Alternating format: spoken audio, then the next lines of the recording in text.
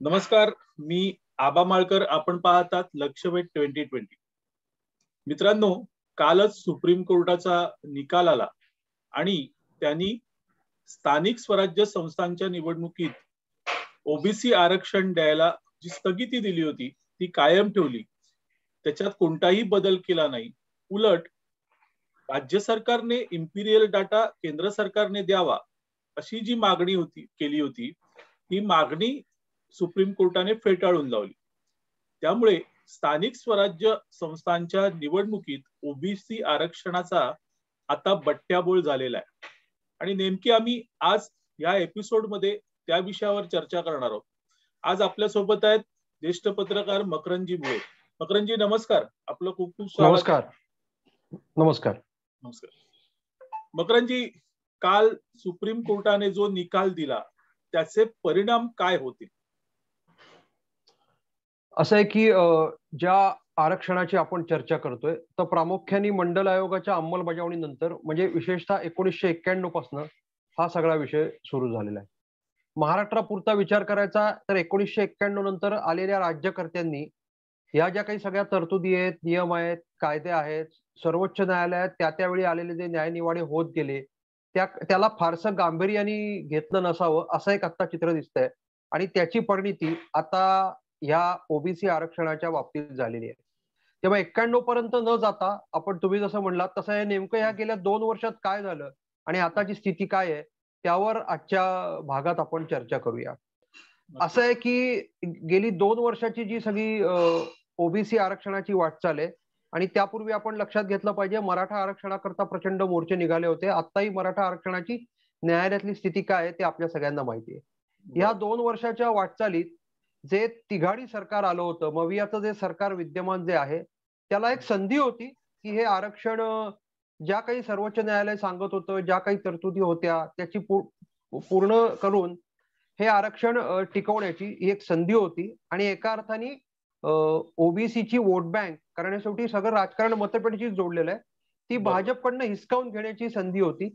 मात्र तसं न करता ती ओबीसी वोट बँक मध्ये गैरसमज निर्माण करणं, ती डिस्टर्ब करणं याला त्यांनी प्राधान्य दिलं आणि सतत म्हणजे कालच्या निर्णयापर्यंत आणि कालचा निर्णय येऊन सुद्धा सतत केंद्र सरकारकडे बोट दाखवणं असं चालू आहे. त्यामुळे एका अर्थाने राजकीय खेळ या सगळ्या आरक्षणाचा केला.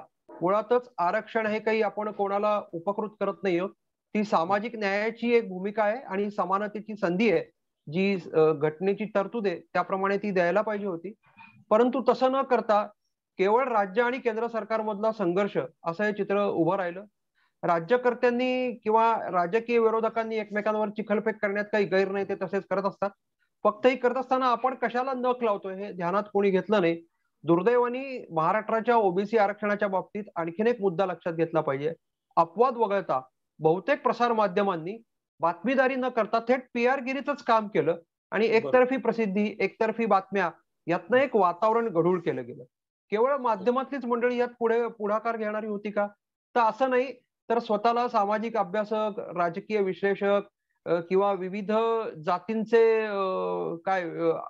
आणखीन तज्ज्ञ असे जे मनवणारे सोशल सेलिब्रिटी आहेत त्यांनी यात पुरेसा गोंधळ घातलेला आहे. त्या सगळ्यांनी 2 वर्ष आपल्या सगळ्या ज्या काही विरोधाच्या तोफा होत्या त्याची तोंड केंद्र सरकारकडे केली आणि त्या धडाडत ठेवल्या. मात्र आपण एक लक्षात घेतलं पाहिजे की सर्वोच्च न्यायालय जेव्हा निर्णय देतं किंवा न्यायालय जेव्हा निर्णय देतं तेव्हा वर्तमानपत्रात आलेल्या बातम्या, विरोधकांनी काय चिखलफेक केली आहे, एकतर्फी प्रचार झालेला आहे का, कोण काय म्हणतंय, हे काही मुद्दे गृहीत धरले जात नाही, ते काही लक्षात घेतलं नाही. ती मीडिया ट्रायल तेवढ्यापुरतीच मर्यादित राहते. प्रत्यक्ष ग्राउंडवर काय आहे, प्रत्यक्ष कायदा काय सांगतो आणि काय वस्तुस्थिती आहे याच्या आधारे न्यायालय निर्णय करत असतात. त्या आधारे सर्वोच्च न्यायालयाने कालचा निर्णय केलेला आहे आणि एका अर्थाने केंद्र सरकारकडे बोट दाखवता राज्य सरकारचं अपयश कालच्या निर्णयाने अधोरेखित केलेलं आहे. सुप्रीम कोर्टाने ट्रिपल टेस्ट केली नाही म्हणून राज्य सरकारला फटकारलं. साधारण 2 वर्षापूर्वीच ट्रिपल टेस्ट बद्दल सांगितलं होतं आणि ट्रिपल टेस्ट करणं सोपं होतं, काही कठीण नव्हतं. फक्त नोंदी ठेवणं किंवा ठेवलेल्या नोंदी बघणं आवश्यक होतं. आणि देवेंद्र फडणवीस सातत्याने हेच सांगत होते की तुम्ही इम्पिरिकल डाटा गोळा करा, पण हे काही ऐकत नव्हते.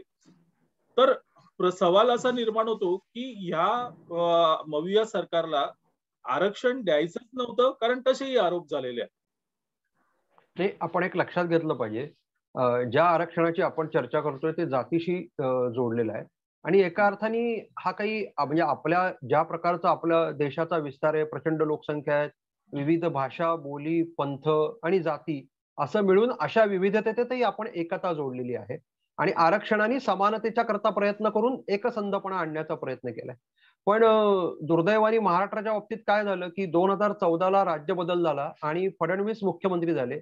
2014 ते 2019 या काळात देवेंद्र फडणवीस मुख्यमंत्री होते.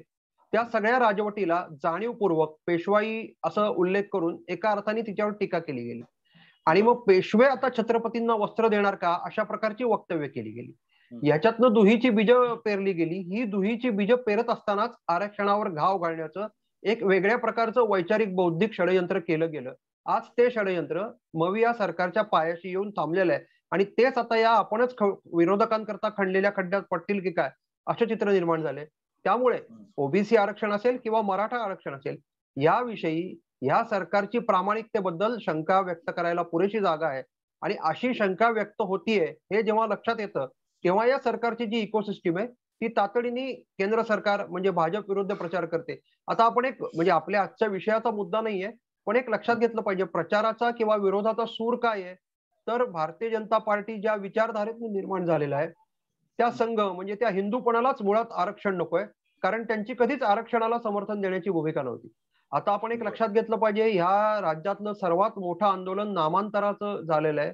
डॉक्टर बाबासाहेब आंबेडकर यांचं मराठवाडा विद्यापीठाला नामांतर नाव द्यावं याच्याकरता जो संघर्ष झाला आंदोलन झाला त्याचे विरोधक कोण होते आणि समर्थक कोण होते हे सगळ्यांना माहिती आहे. त्यावेळच्या हिंदू चळवळीनी म्हणजे मग संघ असेल विद्यार्थी परिषद असेल विद्यार्थी परिषदेने इतका पुढाकार घेतला होता तरुणांची नामांतर संवाद पथकं मराठवाड्यातल्या गावोगावी पाठवली होती.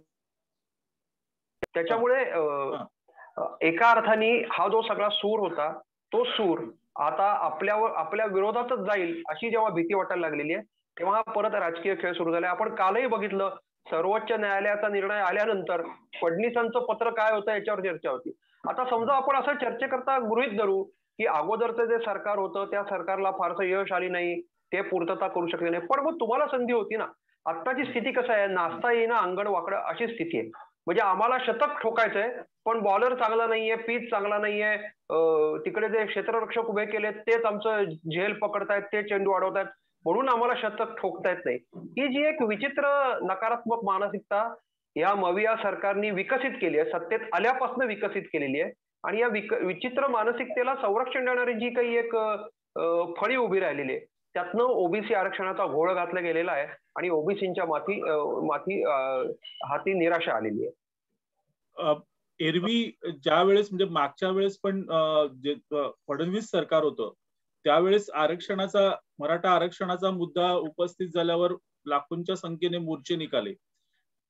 तरीही फडणवीस यांनी प्रयत्न करून मराठा आरक्षण दिलं. या सरकारने तर ओबीसी आरक्षणच काढून टाकलं पण ना कुठे मोर्चा ना कुठे आंदोलन ना कुठे त्याची दखल म्हणजे समाजाकडून दखल. काय वाटतं तुम्हाला की हे सगळं त्याचा आपण म्हणजे पत्रकार म्हणून आपण संशय व्यक्त केला पाहिजे कारण आपल्या संशय व्यक्त होण्यातूनच बातम्या मिळतात. पण आता आपण असं गृहीत धरून चालू की गेली 2 वर्ष कोरोनाची स्थिती आहे त्यामुळे विविध प्रकारचे नियम आणि कायद्यांचं आपण अंमलबजावणी करतोय आणि ते लोकही पाळतायत मर्यादेत एका मर्यादेत अपवाद वगळता. त्यामुळे कदाचित रस्त्यावर उतरून आंदोलनं निदर्शनं असं टाळत असतील परंतु असं नाहीये की संताप नाहीये क्रोध नाहीये तेही वाट बघत असतील कधीही संधी मिळेल. आणि आपण एक लक्षात घेतलं पाहिजे नुकत्याच ज्या निवडणुका झाल्या त्याही ओबीसी आरक्षणाविना पार पडल्या. त्या ओबीसी आरक्षणाविना पार पडलेल्या निवडणुकीत 3 पक्ष एकत्र विरुद्ध भाजप तर भाजपची सरशी झालेली आहे. आता ज्या विधान परिषदेच्या निवडणुका झाल्या तर ते थेट आहे की ते थेट मतदान नसतं त्या स्थानिक स्वराज्य संस्थांच्या निवडणुका होत्या त्यातले निकाल हे काही लगेच प्रातिनिधिक कौल जनतेचा मानू नये पण त्यातही भाजपची सरशी झालेली आहे. अकोल्या विधान परिषदेच्या जागेत विरोधकांची मतं फुटलेली आहेत. आता हा मतं फुटण्याचा जो काही प्रकार आहे तो प्रत्येक वेळी दुसऱ्याच्या हेतूविषयी शंका घेण्याला काही कारण नाहीये. कुठेतरी एक नाराजीची संधी मिळाली की ती संधी घेतली जाते त्याचं द्योतक आहे. त्यामुळे ओबीसी समाजात अस्वस्थता निश्चित असणार ती आहेत. फक्त मला असं वाटतं की ज्या काळात ती आंदोलनं झाली म्हणूनच म्हणजे जसं मराठा समाजाच्या रस्त्यावर उतरण्याचं कौतुक का केलं पाहिजे, तर आपल्या न्याय्य मागण्याकरता, आपल्या अन्यायाला वाचा फोडण्याकरता रस्त्यावर उतरलं पाहिजे, बरोबर आहे. पण ते जे त्यावेळी जे रस्त्यावर उतरणं होतं, त्या रस्त्यावेळी उतरण्याला जसं न्याय हवा होता तसा तो भाजप विशेषतः फडणवीस आणि मी जसा मगाशी संदर्भ दिला की म्हणजे जसं अगदी कुठपर्यंत आपण गेलो होतो, तर जसं सरस्वती विरुद्ध सावित्री असं लढाई आपण लावतोय तसं पगडी विरुद्ध म्हणजे पगडी विरुद्ध पागोट असंही चित्र महाराष्ट्राने त्याच काळात बघितलेलं आहे. त्यामुळे ते जे मोर्चे होते ते जसे न्याय मागण्याकरता होते, आरक्षणाकरता होते, तसे ते ह्या सरकारच्या विरोधात जनमत संघटित करण्याकरता होते का, असाही संशय त्यावेळी व्यक्त झाला होता. आणि आत्ता मी जसं म्हटलं तसं की याही कारणामुळे कदाचित त्या रस्त्यावर उतरणं होत नसेल. बरं, प्रश्न असा आहे की तुम्ही एकदा दोनदा तीनदा शक्ती दाखवू शकता, पण केवळ शक्ती प्रदर्शनाने प्रश्न सुटत नाही. प्रश्न जे आपल्याकडे सोडवायचे आहेत ते संविधानाच्या चौकटीत कायदेशीर बाजूनीच सोडवायचे आहेत. त्यामुळे तुमची शक्ती दिसते, त्या प्रश्नाची तीव्रता आंदोलनात लक्षात येते, परंतु सुटणार आहे कसा, सुटण्याचे सनदशीर मार्ग न वापरता टीकेनी किंवा आरोपांनी प्रश्न सुटणार नव्हता. आणि म्हणून मला असं वाटतं की आता ज्या म्हणजे सर्वोच्च न्यायालयाने काल असं म्हटलंय की ज्या निवडणुका आहेत त्या रद्द करू नका, त्या निवडणुका घ्या. आणि 17 जानेवारीला आता परत आणखीन एक निर्णय येणार आहे. त्यामुळे ह्या होणाऱ्या निवडणुकीत जनमानस कोणाच्या बाजूने जात आहे याच्यातनं ओबीसी समाजाचा आक्रोश किंवा रोष आपल्याला या मतपेटीतनं दिसून येईल. पुढचा प्रश्न मला विचारायचा आहे तो असा की समजा आता निवडणुका झाल्या आणि त्याच्यात ओबीसी आरक्षण नसेल तर या निवडणुका लढल्या जातील का, म्हणजे थोडस बोला. अगदी अगदी तुमचा मुद्दा बरोबर आहे. भारतीय जनता पार्टीने काही महिन्यांपूर्वी आपली एक अशी भूमिका स्पष्ट केली होती की ओबीसी जागा खुल्या झाल्या म्हणजे तांत्रिकदृष्ट्या त्या खुल्या होतील आरक्षण नसल्यामुळे, तरी आम्ही तिथे ओबीसी उमेदवारच देऊ अशी भूमिका भारतीय जनता पार्टीने घेतली. आता एक असं आहे की ज्या प्रकारचं 2 वर्षाच्या सरकारची कारकीर्द आहे आणि उपलब्धी आहे त्या बघता सार्वत्रिक निवडणूक कुठलीच म्हणजे केवळ त्यांना सामोरं जायचं नाहीये आणि ते हे त्याचं कारण घेतील आता ओबीसी निवडणुकांचं. बरं, आता असं आहे की समजा राज्य सरकारने अशी भूमिका घेतली सत्तारूढ पक्षांनी की ह्या कारणामुळे निवडणुका नको, तर विरोधी पक्षालाही फारशी वेगळी भूमिका घेता येणार नाही, त्यांनाही त्याला असं म्हणायला लागेल की आम्ही या भूमिकेशी सोबत आहोत.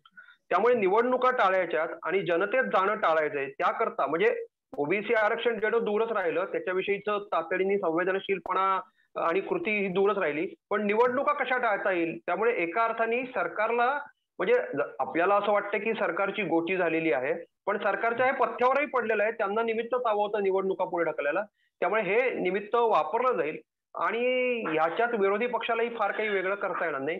पण मुद्दा असा आहे की कधी ना कधी निवडणुका होतील, म्हणजे तुम्ही आज काढल्या म्हणजे त्या होणारच नाही असं नाहीये. त्या काळात ह्या सगळ्या सामाजिक न्यायाच्या विषयात महाराष्ट्रातलं जनमानस कसं उभं राहतंय हे बघावं लागेल. आणि आता तरी असं चित्र दिसतंय म्हणजे अजून काही कुठले सर्वेक्षण सिद्ध झालेलं नाहीये प्रसिद्ध, आता तरी असं दिसतंय की हा जो काही ओबीसी गट आहे तो ह्या 3 पक्षांच्या विरोधात कौल देईल असं चित्र आता निर्माण झालेलं आहे. या सरकारला निवडणुका नको आहेत असं सातत्याने बोललं जातंय, आरोप होतोय. अगदी विधानसभा अध्यक्षांची निवडणूक नको, त्यामुळे या सरकारने काल कायदा पण तो नियम पण बदलला की आवाजी या मतदानाने ते घ्यायचं म्हणून.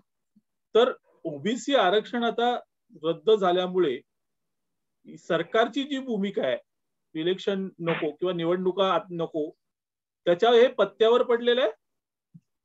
नाही, असं आहे की आता जरी सरकारला असं वाटत असेल की आपल्या पत्त्यावर पडलं असेल तरी आपण एक लक्षात घेतलं पाहिजे या 3 पक्षातले जे काही ओबीसी आमदार निवडून आलेले आहेत, ओबीसी आमदार आणि ओबीसी तर आमदार हा संघर्ष आता अटळ होईल या म्हणजे 3 पक्षांतर्गत. दुसरं, जे ओबीसी आमदार या पक्षांचे निवडून आलेले आहेत त्यांना परत जाऊन मतं मागायची आहेत, ते कुठल्या मुद्द्यांवर मतं मागतील. त्यामुळे सरकार वाचेल, सरकार टिकेल, सरकारचे आणखीन काही पावलं पुढे जातील असं जरी होत असलं तरी प्रत्यक्ष आपल्याच आमदारांचं खच्चीकरण एका अर्थाने हे सरकार करतंय. दुसरं असं आहे की जसं तुम्ही आता म्हणलात की विधानसभा अध्यक्षांची निवड टाळली जाते, कारण ती निवड टाळली जाते कारण ह्या 3 पक्षात एकवाक्यता नाहीये. म्हणजे फोटो करता हात उंचावणं फार सोपं असतं, पण ते उंचावलेले हात हातात हात घालून काम करणं खूप कठीण असतं. आपण असं बघतोय की त्या प्रकारचेच संकेत आता सातत्याने मिळत आहेत. आणि त्यामुळे कुरघोडी होतीये. आता जसं काल या विषयात मुद्द्यात आलं की त्या मागासवर्गीय आयोगाला निधीच दिला जात नाहीये, मग निधी कोणी द्यायचा? निधी अर्थ खात्याने द्यायचा. ते अर्थ खातं कोणाकडे आहे? तर राष्ट्रवादीकडे आहे. त्यामुळे एका अर्थाने मला तर असं जाणवतं की राष्ट्रवादी काँग्रेस जी आहे, तो जो आपला एक पारंपरिक मतदार आहे त्याला संघटित करतंय आणि त्या पारंपरिक मतदाराला दाखवतंय तुला संघटित करण्याकरता, तुला खुश करण्याकरता आम्ही बघ कसं बाकीच्यांना दूर ठेवतोय. आता हे असं आहे की शिवसेनेच्या दृष्टीने गणितं खूप वेगळी आहेत. म्हणजे आता शिवसेना महाराष्ट्रात सर्वत्र आहे म्हणजे त्या अर्थी, पण शिवसेना हा प्रामुख्याने शहरी भागातला पक्ष म्हणून त्याची ओळख होती आणि प्रामुख्याने म्हणजे विधिमंडळात त्यांचे आमदार निवडून यायला लागले असले तरी आणि आता मुख्यमंत्री त्यांचा असला तरी नगरपालिका महानगरपालिका जिंकणं आणि त्या नगरपालिका महानगरपालिका जिंकलेल्या महानगरपालिकांच्या आधारे आपल्या संघटनेचं राजकारण करणं हे शिवसेनेचं गणित राहिलेलं आहे. त्यामुळे मग ओबीसी का अन्य कोणता मतदारांचा गट ह्याच्या न करता त्यांची एक निवडणुकीची स्ट्रॅटेजी वेगळी आहे. काँग्रेसनी तर आपले सगळेच म्हणजे मतदार हळूहळू गमावलेले आहेत. मुद्दा असा आहे की या ओबीसी आरक्षणाच्या निमित्ताने परत एकदा या दोन पक्षांवर राष्ट्रवादीच कुरघोडी करते. आता असं एक वाटणं स्वाभाविक आहे की ज्या प्रकारचा प्रचार झालाय त्यात भारतीय जनता पार्टीच्याही मतपेटीला, कारण परंपरेने देशभरात किंवा महाराष्ट्रात नाही ओबीसी भारतीय जनता पार्टीची मतपेटी, पण ज्या प्रकारचा प्रचार टोकाचा केला गेला त्यातनं परत एकदा भारतीय जनता पार्टीला फायदाच होणार आहे आणि ओबीसींच्या मनात भारतीय जनताविषयी आता म्हणजे कदाचित एक 6 महिन्यापूर्वीचं चित्र वेगळं होतं, आजचं आणि कालच्या निर्णयानंतरचं चित्र नक्की बदललंय. ओबीसींच्या मनात आता परत भाजपविषयी शंका येणार नाही. त्यामुळे जो ओबीसी गट किंवा जो ओबीसी मतदार भारतीय जनता पार्टी बरोबर परंपरेने आहे तो राहील असं आत्ताचं चित्र आहे. नुकसान जे होणार आहे ते प्रामुख्याने काँग्रेस, काही प्रमाणात शिवसेनेचं आणि राष्ट्रवादी मात्र नेहमीप्रमाणे याची मजा घेणार आहे. नक्कीच. आता एक शेवटचा प्रश्न मकरंदजी विचारतो की हे जे आरक्षण आता रद्द झालेलं आहे आणि आगामी काळात तर निवडणुका येणार आहेत, साधारण 22 जानेवारी पर्यंतचा अवधी सुप्रीम कोर्टाने या राज्य सरकारला दिलाय. तोपर्यंत त्यांना सगळी माहिती सर्वोच्च न्यायालयात सादर करायची आहे. आपल्याला वाटतंय सरकार सगळी माहिती देईल 22 जानेवारी पर्यंत? नाही, आता सरकार असं काल सरकारने अशी भूमिका घेतली आम्ही 3 महिन्यात घेऊ, तर हरकत नाही, म्हणजे त्याचं स्वागत केलं पाहिजे. पण मग तुम्ही 2 वर्ष जे केलं नाही ते 3 महिन्यात करू म्हणतात, तर का केलं नाही हाच मुद्दा आता उपस्थित राहणार आहे. त्यामुळे समजा या सरकारने आता सगळ्या तरतुदी केल्या, जसं काल या सरकारचे एक मंत्री छगन भुजबळ असं म्हणले की आम्ही अतिशय युद्ध पातळीवर याचं काम करू. मग 2 वर्ष कोणी थांबवलं होतं? 2 वर्ष केवळ केंद्र आणि भाजपला दोष देण्यात घालवण्यापेक्षा म्हणजे उलट संधी होती, म्हणजे ह्या सरकारचं जे आवडीचं काम आहे ते करून दाखवलं, तर ओबीसी आरक्षण आम्हीच मिळवून दाखवलं, आम्हीच टिकवून दाखवलं, असं ह्या सरकारने का केलं नाही? आणि म्हणूनच मी जो मुद्दा म्हणलाय की एकूण जे काही चित्र आहे, म्हणजे कदाचित ह्या सरकारच्या मनात भीती असेल की मराठा आरक्षण टिकलेलं नाहीये, ते अजून हाताशी आलेलं नाहीये. समजा ओबीसी आरक्षण टिकलं तर मराठा आरक्षणात न टिकल्यामुळे नाराज होणारा म्हणजे दोघांची नाराजी ओढवून घ्यायची का? त्यापेक्षा आता मग दोन्ही आरक्षणाचा भिजत गोंगडं ठेवा, जे होईल ते बघू आणि केंद्र सरकारवर ढकलत ठेवू, अशी एक जी कुठल्याही राजकीय पक्षाची किंवा राजकीय धोरणाची वृत्ती असते त्याचं हे चित्र मला असं वाटतं दिसतंय. पण अंतिमतः सामाजिक न्यायाची भूमिका नाकारली जाणं हे दुर्दैव आहे. नक्कीच. मकरंद, खरोखर खूप छान चर्चा झाली. सर्व अंगाने तुम्ही मी विचारलेल्या प्रश्नाला उत्तरं दिली. तर या अशा आरक्षणाची अंमलबजावणी किंवा ते पुढे होईल की नाही होईल हा काळाचा मुद्दा आहे. पण एक मात्र नक्की की ओबीसी आरक्षण सध्या तरी स्थगित आहे. मकरंदजी, आपण या चॅनलवर आलात आणि आमच्याशी गप्पा मारल्यात त्याबद्दल आपले खूप खूप आभार. धन्यवाद. मित्रांनो, लक्षवेध 2020 हा चॅनल अशाच नवीन नवीन मुद्दे, नवीन नवीन घटनांवर विश्लेषण करत असतो. या चॅनलला जास्तीत जास्त लाईक करा, शेअर करा, सबस्क्राईब करा. धन्यवाद.